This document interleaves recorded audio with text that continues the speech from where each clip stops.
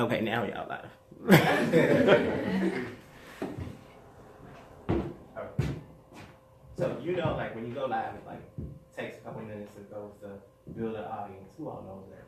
Yes. Who's gone live before? When was the last time you went live? The other day. The other day. 2 days ago. 2 days ago? And what did you do? Nothing. Really just talking to my friends. Talk to you. Okay, say something to him now. Hi.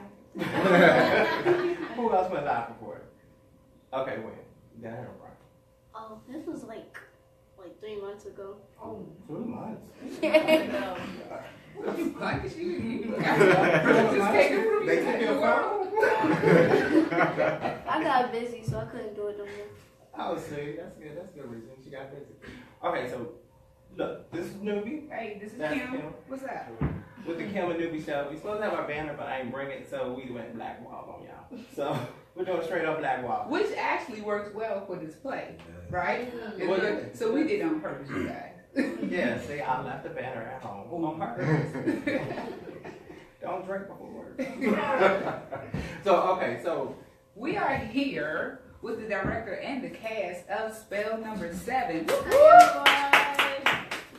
So, so the director, your name is Dominique Butler. Yes. Why don't you tell us about the play? Okay, well, Spell Number 7 is written by Ntozake Shange. Some of you may... About who? Ntozake Shange. Yes, a lot. Say it 3 times. Ntozake Shange. now spell it. Yeah, go ahead.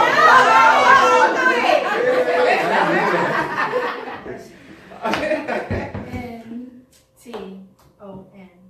No. Okay. Z-A-K. Yes. Say it.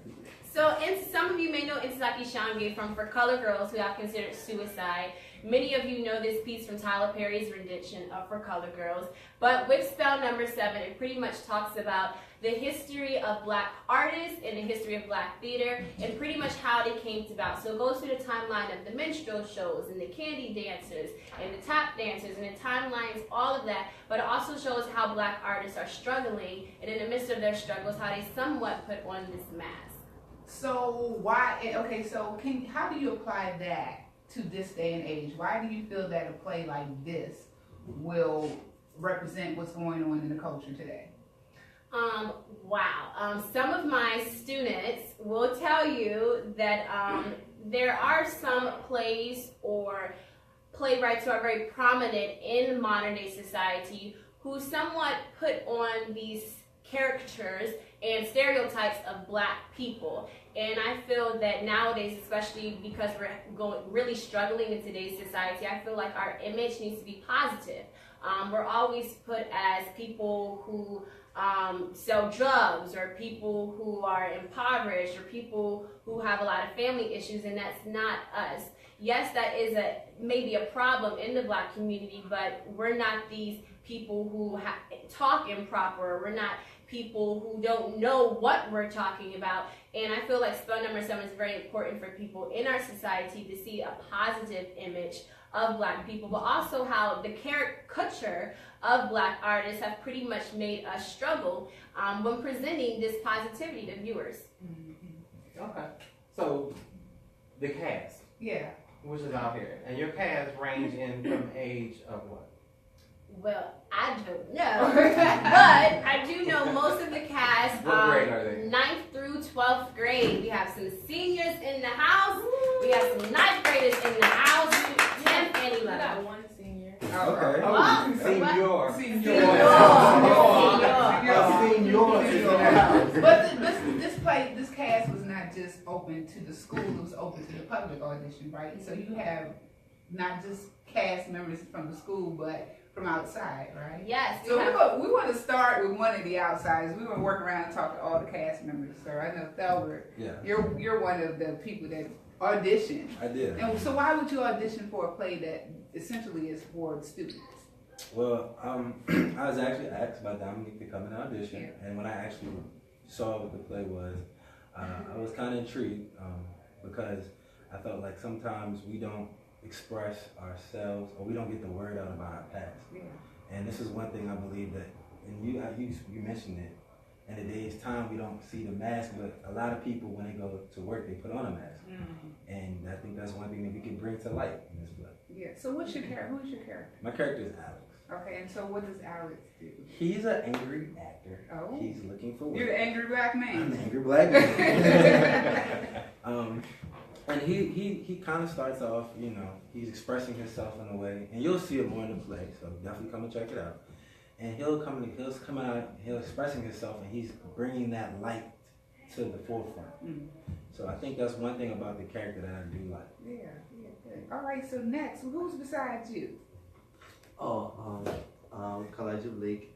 I played Ross in the play Spawning 7. So who is Ross? Ross is a guitar singer that sings with Natalie. Sings with Natalie. And so why is Ross's character important to the play? I mean, it's like, back then it wasn't like, I mean, I'm not going to say it wasn't a lot of African American male singers, but I mean, he's one of the ones who, I don't know how to put it, like, he tries to show, like, with, like, regardless of what everybody else thinks, like, as far as like Caucasian, whoever, like, I don't know. I don't know. I'm trying to like think. Deep. Yeah. That deep. That's why you all need to come to this play. Yeah, so you tell Ross. And I know when we had our first read, everyone, even the professional actors that I brought in and the students at Connections, they were reading and they were saying, Miss Butler, this really doesn't make any sense. And one thing about Sean Gay, she writes in a very poetic style. Right. And even with her poeticism, she still delivers a message. So I literally had to break the lines down for everyone to understand. Even myself, you have to do extensive research when you do a play like this. But once you get it, so powerful. I will also add, when we did do rehearsals, auditions, I couldn't grasp the content of the character by just that one part. So it took until I actually read the play to understand the parts, and I think that's very instrumental in this play. So make sure that you show up on time. Okay. And Because you'll get lost. You'll get lost. Okay. You'll get lost. So if you show up on time, you'll have a great understanding of what's going on in the play. Yeah, The opening scene is a very powerful scene. That's good. So you're next. So Next to Ross. next to Ross. My It's character. TJ now. Yeah, I was saying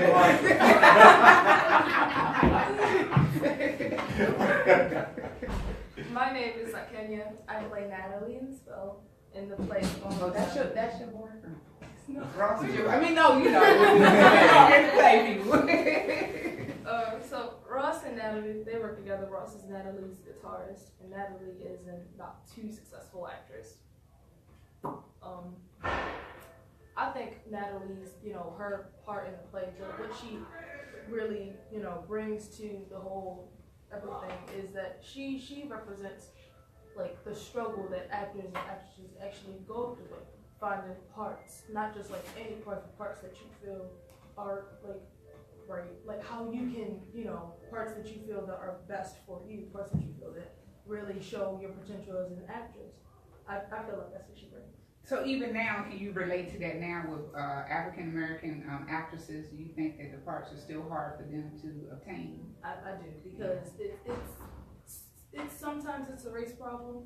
Other times it could be just because it could be a sex problem. Yeah. Like some people don't really feel comfortable, especially giving African American females certain parts because of how we're portrayed in social media and in other forms of entertainment. Absolutely. Thank you, Natalie. Thank you, Natalie. Next to Natalie.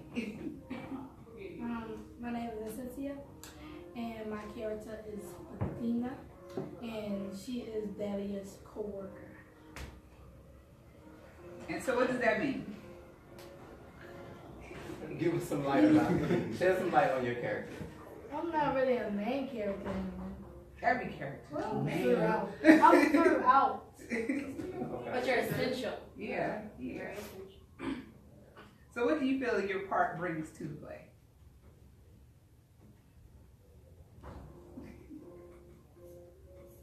Well, how is the process working for you?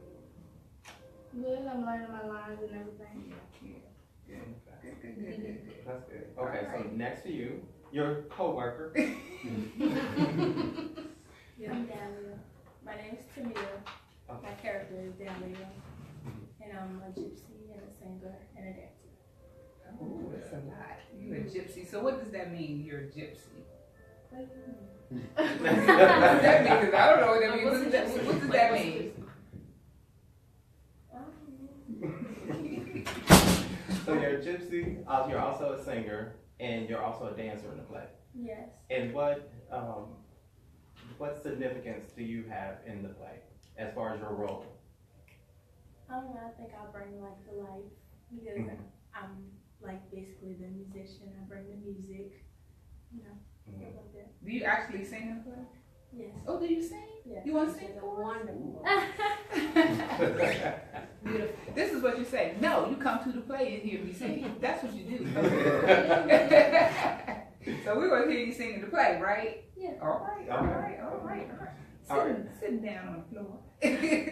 Ladies first. Oh. Okay. Oh, we got gentlemen in the house. Oh. That must be your character. Okay, so my name is Vanessa, and my character is Maxine, and I play a successful actress. And back then, it probably like took a long time and a really struggle of a journey to get to the top, because this was like during the 1800s or 1900s. Yeah, 1800s. Let's really go back in time. Real. Right. 1900s. And since like even in the 1800s, like way back before even slavery was there, it was always hard for a black person to get to where they are. Like just pretty much anybody, like everybody has a story. Like Tyler Perry, like he started off homeless and now he's like this big actress, and it's He's an actor. playwright. He's a playwright, producer. I mean, he's Medea, he's an actress. We can go with it. Well,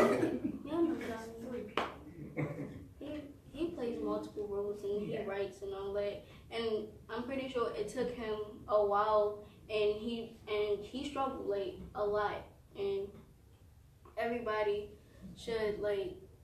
I'm not trying to say like everybody should like struggle, but That's good. at least try not to, because life isn't a race, it's like a journey. So like take your time and choose your time wisely on how you handle it, because you never know like when it's over. So That's some good advice for the only successful actress in the play. In the entire book. Rest on that one. She made it. So she's telling y'all don't struggle too hard. All right, and the last one. My name is Corey, and my character in the play is Eli. He's a bartender, and I feel as though my role to the whole play is like the glue. I'm not saying I'm the center of attention in the play, but yeah, you are. my fine establishment is how everybody gets together. Yeah, and That is good. I represent that very well. I want to thank you For the being bar. the bartender. You can't go wrong For with having a bar. No, you can't. I'm about to tip him. I'm about to give him a tip right now. Oh, it's But a fine establishment indeed. Our That is set true. designer, Brian Jamar Marshall, who is phenomenal. He works at Center Stage, and he's bringing his crew that he works with at Center Stage to Connections, and they're going to bring this huge, big flat stage that is going to look like an actual 1950s diner. It's So this is like an entire city collaboration. Yes. That's good. And how did that come about? Because, you know, you hear so many negative information in the news about Baltimore, to be honest with you. And so, but you have managed to get members from the entire city to either be in the play or assist with that? And how did you go about doing that? She worked it all. Yeah, persistence, I guess you can say. And I think that's something that we all need, especially as Black artists, persistence and determination. Some people I knew, some people I literally did not know, and I contacted because I wanted this message that's in spell number 7 to get to a wider audience. Mm-hmm. So why do you feel, if I'm just someone from the community and I have no affiliation, none of my children are in it, my friends or family are not in it, why would I want to buy a ticket to this play? Children, what age range? I will say it is a disclaimer because it is a very intense message. And children under 12 years old, I don't recommend that they come. But someone that I don't know in the community, why it's important for them to get this message. Similar to what I said before, I feel like a lot of times we see a negative portrayal of life that's presented to the audience, and the more we thrive off of negativity, the more negativity is going to be presented to us. And here we have a positive message to send about Black artists, about Black theater, and in addition to that, we're also highlighting why and how we've pretty much are still at the bottom of the totem pole, why we haven't really reached the Oscars or, all of the Emmy Award winning nominees. We're barely there. We almost made it. So here we are trying to send that message and say, no, we need to come together and we really need to work hard and be persistent in our art, in our craft, and we will ultimately succeed with that, but it's not going to happen if we keep thriving off a negative perceptions. So I want to ask the cast, because you put out a disclaimer, and please be honest, how did you feel playing a character that I guess had to present something that you may have been uncomfortable with saying? How did you go about that? Anybody can speak on that. I see y'all smiling, but It's something you gotta get used to. yeah. It's definitely something you gotta get used to. It's at first I felt kind of weird about it because my mom is coming to see me. I'm like, I don't want to say this in front of my mom. But I feel like even despite the vulgar language, it's still a real powerful message, and I feel like that should be like the number one focus, not how they're saying it, but what they're saying, the message behind the words. Read between the lines. Yes. I do want to mention that there's 2 other cast members that aren't with us. It's actually a cast of 9. Nelson Irizarry and Chantre Burke. Nelson plays Louis, and Louis is this magician who pretty much shows the Black magic in us. And Chantre, she's Lily. She plays the role of Lily, who's also an aspiring actress who struggles as well. Okay, so let's touch on the elephant in the room, the blackface. The blackface, it can be perceived as offensive and in our community. So how are you all going to get around that but still teaching through the play and presenting what you need to present? Because I want to say this, I don't know if you all know that even we had a concern about some of the flyer information that you all wanted us to put out because of the blackface, and we wanted to protect our audience as well. So how are you all going to go about that? Well, before I really touch on, I want to commend Corey and Vanessa and Nelson as well. They performed at a Beacon Gala in Baltimore City that was filled with a lot of philanthropists, teachers, educators, entrepreneurs in the community, including Catherine Buke and Marilyn Mosby, and we put up this huge blackface image, this huge blackface backdrop behind us. And when we unveiled it, the audience was really taken back because it's like racism. It's something that you know exists, but you really don't want to talk about it because you don't know how others will feel about it if you talk about it, or you don't know how it will land on other people. And the blackface image, surprisingly, a lot of people aren't aware of this, excuse me, but it arose during the early 1920s, during the menstrual cycle. And originally, Black artists put on the mask of blackface. And they did this because it was a way where they were accepted in some type of way in the white society, and white people felt like they could do it better. And the significance of the blackface is it still highlights the fact that we initially put on that mask for society who never accepted us. And to this day, we still put on that blackface mask. Us as black artists put on a mask trying to be something that we're not, that we're labeled as, in order to fit in. And in a way, by highlighting that blackface mask, it shows that we're in this spiral, this struggle where we're trying to know ourselves, and also, I guess you can say, accept who we are and recognize our beauty, without trying to conform in some type of way where we have to be accepted. And that's why the blackface mask is really significant. The moment you see it, it stands out. It's not hiding to you. It's big eyes, a big mouth, and a big nose that black people were looked at in the early 1920s. And we can't hide from it. If we're going to fix an issue, you can't hide from it. You have to confront it. You really have to get to where it hurts. And we're giving it to you full course, hardcore. Yeah, pretty like much you were saying, that's what we almost do every day. Yeah, that's good.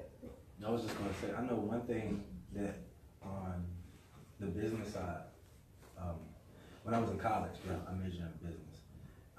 We always had the conversation about, who you are at work is not who you are outside of work. Right. And I think we can't address that because of the past being that we have to conform. Right. And if we address an issue now, it can open the door for the future generations. So that when you all go to work, you all may not have to wear certain types of outfits, have to cut your hair a certain type of way, have to put makeup on a certain type of way, just because you don't know if you're going to be accepted for who you are. Right. So if we address it now, maybe in the next 20, 10, 30 years, your kids, my kids, when they grow up, they won't even have to go through that. And it's kind of upsetting that we go through it today, but the fight has not stopped because the issue is still there. Yeah, the fight hasn't stopped, but I think the struggle is not as much. It's still there, but it's not as much. A lot has been from our ancestors and those that came before us have paved the way for us to keep going, and that's where you guys come in, where you guys are paving the way even for the next generation. Delbert touched on something that I caught when you said about the hair. And I know people who literally had to cut their locks because it was frowned upon in order to get a job. And some of my younger students, I'm still trying to work with them because they always feel the need, oh, my edges, I gotta fix my edges and I gotta lay it down. But why? It's beautiful. Oh, I gotta straighten my hair's a mess. One of my 6th grade students came in the classroom literally upset because she took her weave out, and she was upset the whole day because she felt that her natural hair was not beautiful. And that is the problem. Why is it that beautiful black children feel like their own hair is not beautiful? Right. Absolutely. They're putting on that mask. Yeah. I think as part of the job, I think you're supposed to switch it up. Like the way you dress, I think that's what you're supposed to do in order to be professional. That's a part of being professional. That's how I feel. You shouldn't come into a job with your hair looking a mess. I mean, your natural hair is beautiful, but you get what I'm saying? Not saying that like you have to like look a certain way or that like who you really are inside or on the outside is not beautiful, but you have to look presentable or whatever. Look like you have something, look like you're about what you're about. Don't I don't know. Right, because they will put a stereotype on you. I will tell you. I interviewed this young lady, and she came in with the tongue earring and earrings up here and colorful nails, and I already, in my mind, said I was not going to hire her. But when that young lady talked, she had everything that I wanted.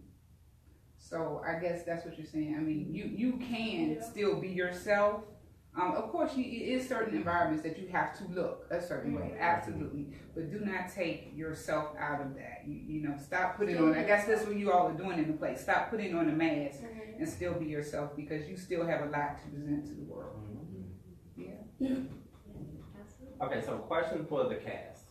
Because question for the students. How has theater impacted your life, or how does theater help you in life? And I'll start down here first. Okay, so I've been doing theater since 6th grade, actually. So I really have like a lot of experience and to know how difficult it is, because not every role that you get you can always connect to. And it will be some roles that you can connect to, but it will be some roles that you cannot connect to. But you can. That doesn't mean that you won't be able to adapt to it and play the role like how you can. And like I want to be a successful actress, but playing it and knowing that I don't have the experience, like professional experience. Like I've did a lot of plays and stuff, but not like something like Broadway or stuff like that. And I'm trying to word it right now. Like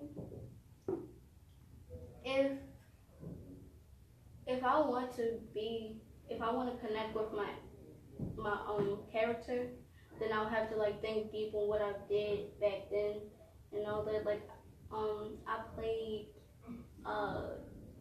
you heard of the Blue Side, right? Yeah, absolutely. Tony Morrison. I played Frida, and when I was in middle school, I wasn't like an angry person, and I didn't envy anybody, and I was like nice. So for me to like, the only person I was actually mean to was my little brother, because siblings are annoying.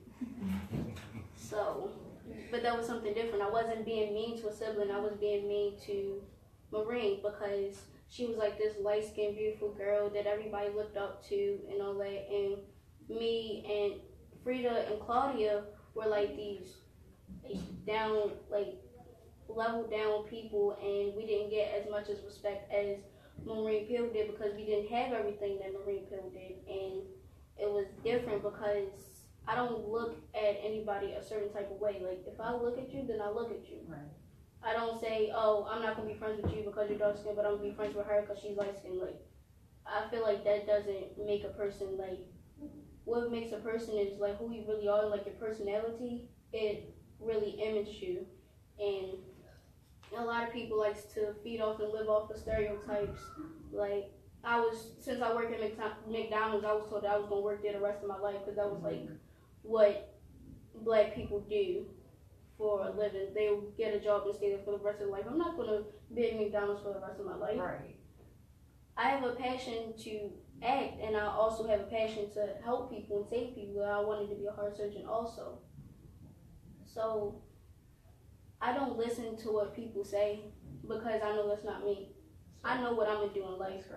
And I know if I don't be successful as an actress, I always have something to fall back on. I don't give up. Like, being a heart surgeon is a really tough subject, and because that's the heart, that's like the main organ in your body, and it's a challenge, and I like a challenge. So me playing a professional actress, even though I can admit that I'm not one, but I at least try, it's a challenge, and that's why I'm glad I got the role in Maxine.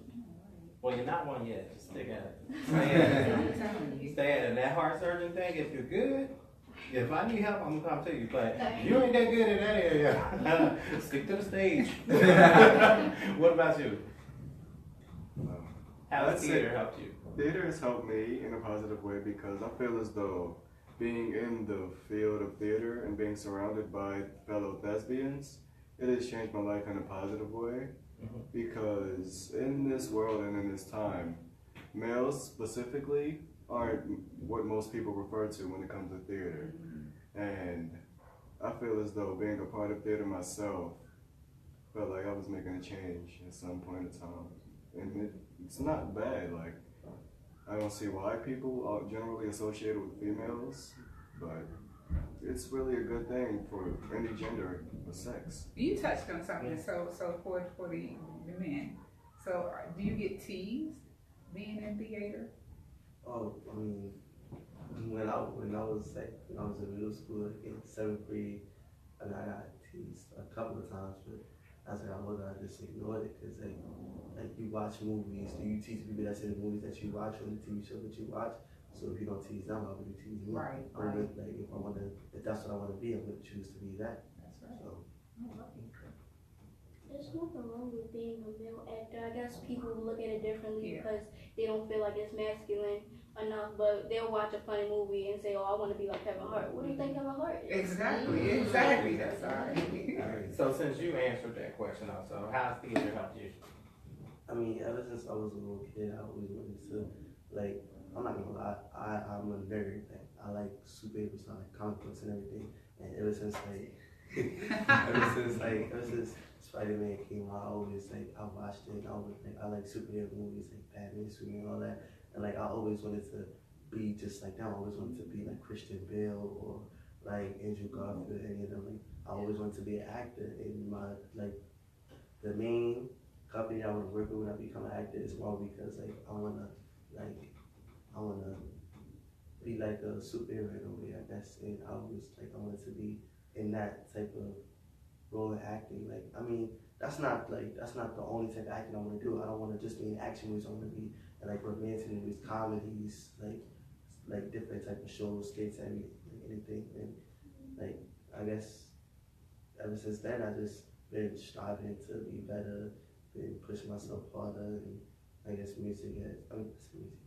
theater has changed me in that type of way, helped me. What about you? Theater helped me, my voice is a little messed up. Theater helped me express my feelings and stuff. Like, I've been in theater since I came in 6th grade, and now I'm in like, he's always helped me express my feelings. Like, my old theater teacher, she used to give us little writing prompts to like what will make you sad or how could you do better, how can you help others. And I always use that outside of theater classroom to help my friendships and do what I can do, what I learned from theater in the outside world. So theater has helped me. Well, this is my first year at theater. I was in vocal, but I think theater, since being here, has helped me a lot. At this time, all high school and arts teachers, please report to the gymnasium. At this time, all high school and arts teachers, please report to the gymnasium. Thank you. All right, so I'm an art teacher, so I'm about to go because I gotta go to the gym.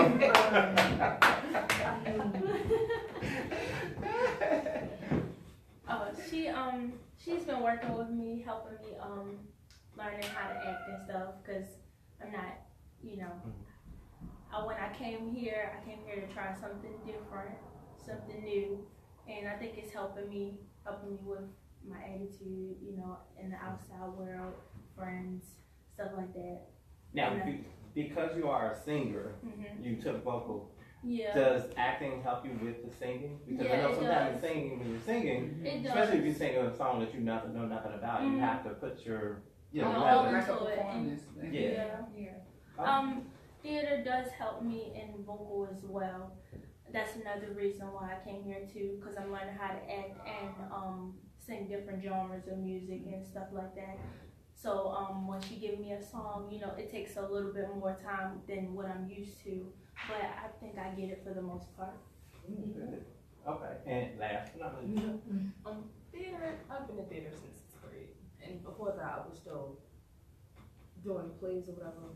But since I've come to Connexions, I feel like my theater experience is really, not really skyrocketed, but it's like, I feel like I'm getting a lot more out of being in theater.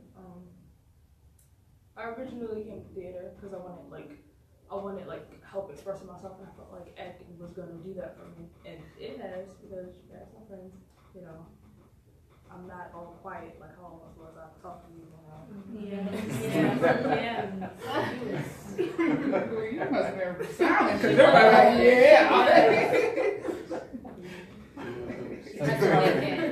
You're blossoming. You're coming out of your shell now.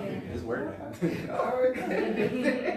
I think it's so cute how they I've been in theater since 6th grade. Oh no, I know we did. I'm sitting When there I was doing a that child. in my head. I ain't seen 6th grade. Wow. They didn't even have 6th grade when I was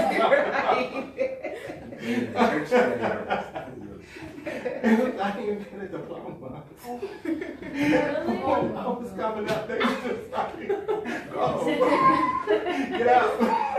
Go get yonder. Take those to the job with you. I got off that arc.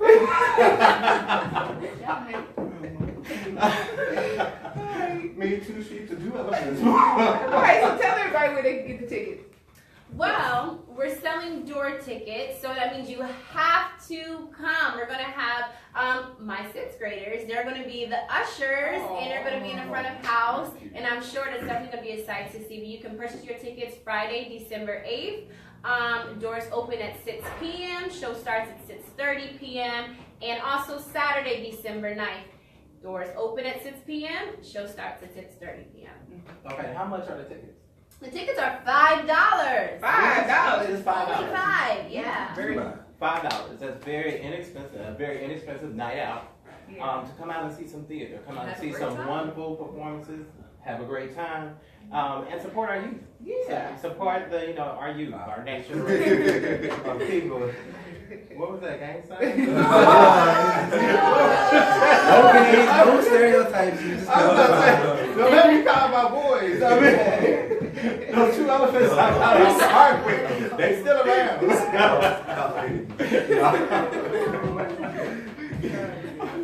But no, that's okay. So $5. They come out. It's a Friday night and also Good Saturday. afternoon. Again, we need all Yeah, high it's school not teachers. good afternoon.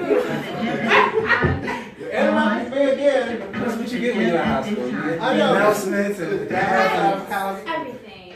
But yeah, it's not just acting, it's dancing as well, singing as Dahlia mentioned, and we have this big, huge, elaborate set, so it's a visual image as well.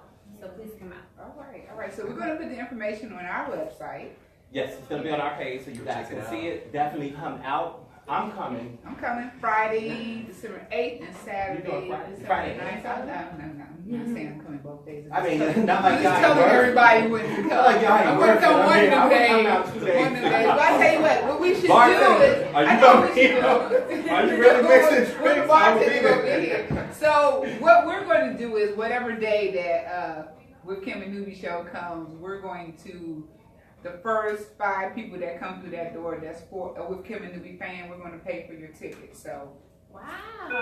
there you go.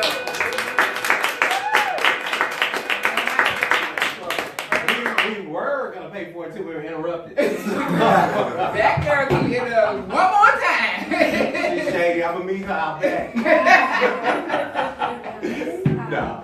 The last time I heard one of those things go out when I was in school, it was, and I didn't even report to the office. I'm like, wow, again. I'm in trouble again. All right, you guys. All right, so look, this is Nuby. That's Kym. This is the cast of Spells number 7. Cool, and we're out of here. Bye. Bye. Come watch us. Oh, it won't stop.